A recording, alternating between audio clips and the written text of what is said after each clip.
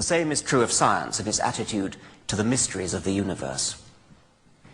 J.B.S. Haldane, the great British scientist and polymath, said, "Now my own suspicion is that the universe is not only queerer than we suppose, but queerer than we can suppose. I suspect that there are more things in heaven and earth than are dreamed of or can be dreamed of in any philosophy." Richard Feynman compared the accuracy of quantum theory's experimental predictions to specifying the width of North America to within 1 hair's breadth. This means quantum theory has got to be true in some sense. The predictions are so fantastically accurate. Yet the assumptions that quantum theory needs to make in order to deliver those predictions are so mysterious that even Feynman himself was moved to remark, "If you think you understand quantum theory, you don't understand quantum theory."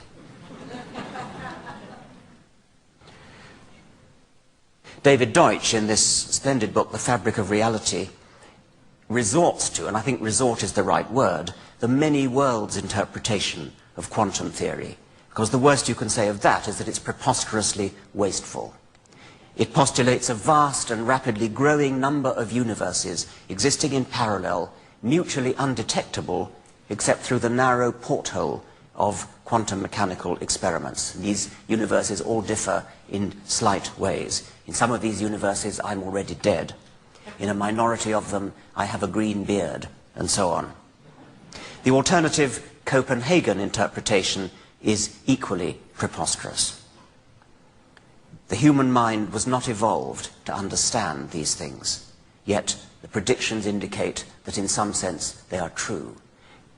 Science is humble enough to recognize that the universe is queerer than we can suppose. What is it that makes us capable of supposing anything? And does this tell us anything about what we can suppose? Are there things about the universe that will be forever beyond our grasp, but not beyond the grasp of some superior intelligence, some superior superhuman intelligence? Or are there things about the universe that are in principle ungraspable by any mind, however superior? The history of science has been a long series of violent brainstorms as successive generations have come to terms with increasing levels of queerness in the universe. We're now so used to the idea that the Earth spins rather than the sun moving across the sky, it's hard for us to realize what a shattering mental revolution that must have been. After all, it seems so obvious that the Earth is large and motionless, the sun small and mobile. Although it's worth recalling what Wittgenstein said on the subject. Wittgenstein asked a friend of his, why do people always say it was natural for man to assume that the sun went round the Earth rather than that the Earth was rotating? His friend replied, well, obviously because it looks as though the sun is going round the Earth. Wittgenstein responded, well, what would it have looked like if it had looked as though the Earth was rotating?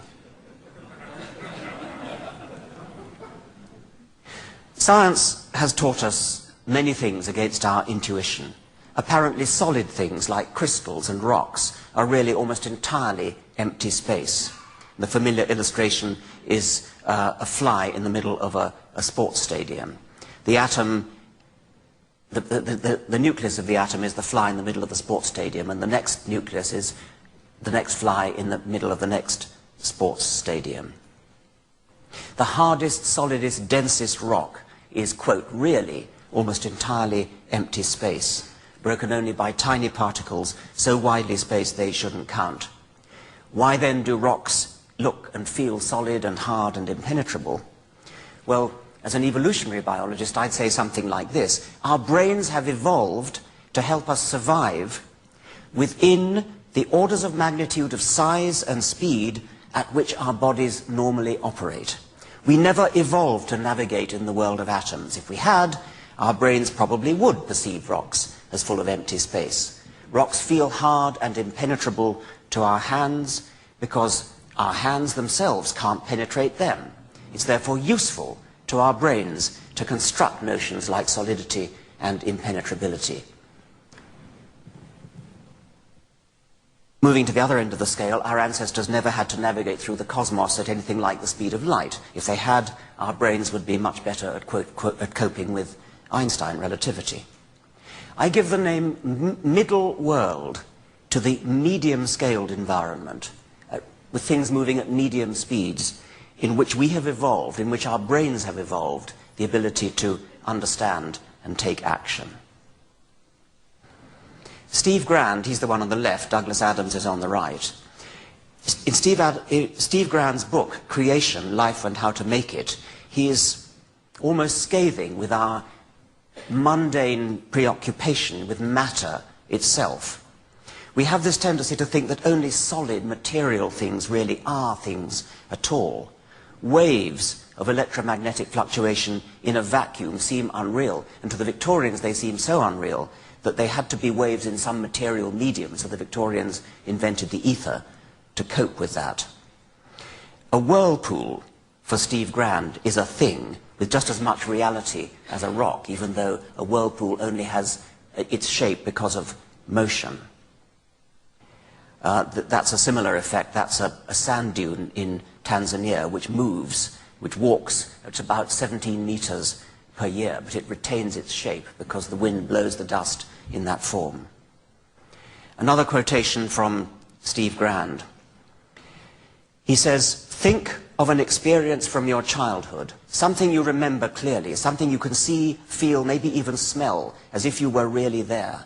After all, you really were there at the time, weren't you? How else would you remember it?